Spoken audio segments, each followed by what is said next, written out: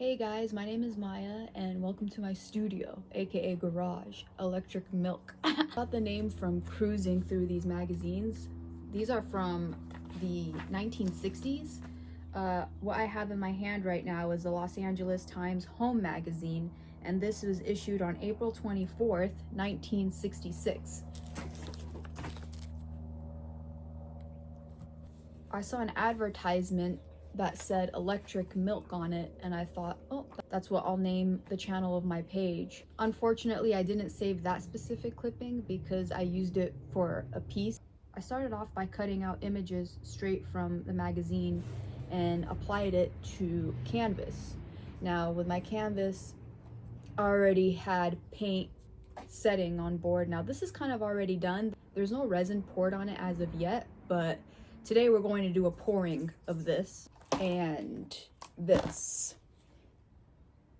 This episode will be featured on my YouTube, and I'll go more in depth into the inspiration behind this, the music that inspired me, but the full cut will be featured on my Patreon. So you guys go ahead and follow me on Patreon. It is Electric Milk Studio. So let's get ready for the pour. First, I'm gonna need to tie my hair up because last time I got resin in my hair and it took me an hour to brush it out. Next, we're gonna make sure our surface is clean. So I'm gonna go ahead and clear all this up. I'm gonna place each canvas on top of 4 of these. This is silicone. I know it's a little ghetto, but it'll do the job.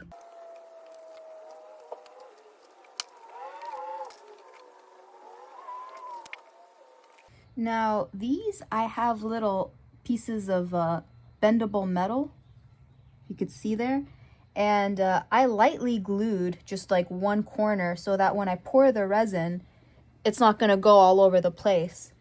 And this is what it looks like with it finished and everything. So same thing for here. This isn't gonna move because I lightly put some Elmer's glue on that, and yeah, see how this goes. So we're gonna go ahead and use Let's Resin's specialty here.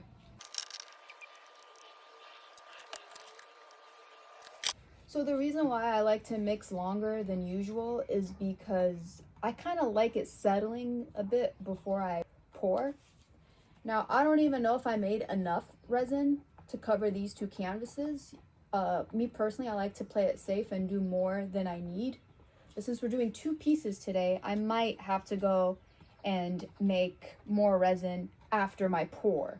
Now, I read online that you can pour more resin up to 4 hours after the initial pour. So I've done that on a few other pieces and I've had 0 problems. As long as the resin is still tacky, then you can still pour resin on it. But once it's cured, you're gonna have to sand down your surface, and that's when you're gonna have to add extra few steps. Now again, I'm not an expert, I've just learned along the way. I always liked finished pieces like with resin, especially on those huge canvases, but we will get there at some point. This is a great way to preserve history. These are all very old newsprint clippings, you know, it's petrified at this point, so why not create art out of it, you know? All right, so I think I did just enough for one pour. Let's try it out.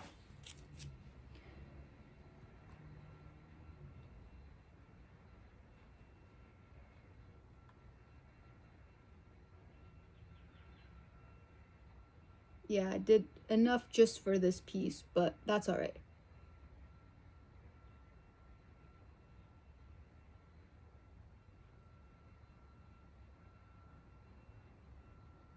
As long as it covers it up, I'm all right with it.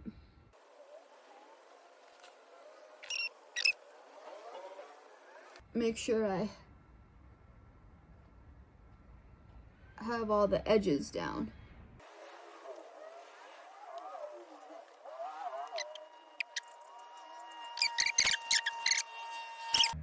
And that's what it.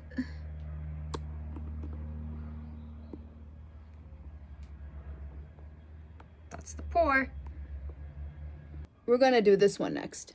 Let's do this pour right here, shall we? This is the fun part. Did 5 minutes of mixing right here.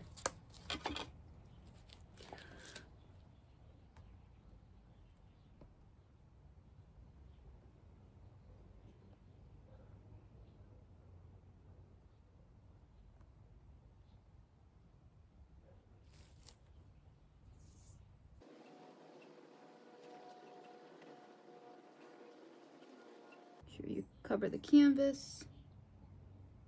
Okay, and then we're gonna go ahead and do the edges.